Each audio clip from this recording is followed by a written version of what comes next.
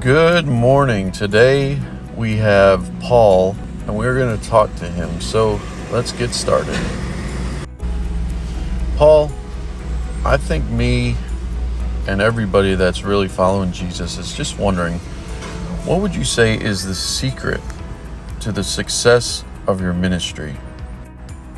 Good morning.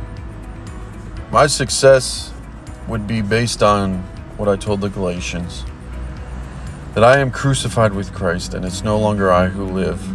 It's Christ who lives in me.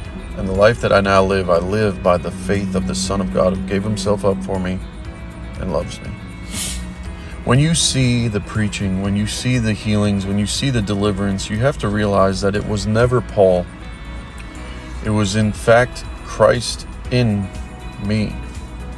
That is why I say Paul, because it was Christ in me, the hope of glory. It was Christ. It was the Spirit of God that would move through me, radiate through me, that when I gave handkerchiefs, that people were being delivered, they were being healed, unusual miracles that I could never do in my own strength. And so many times we forget that it's Christ in us. He is the one that does the works. Even as Jesus said to his disciples, remember he said, believe on account of the work's sake, for it's the Father in me who's doing the works. It's the same with us as believers in Jesus.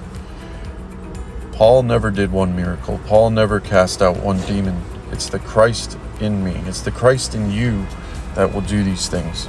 And so the secret to my success is knowing that there is a power that is greater than any power that I come against. That greater is he, as our beloved brother John.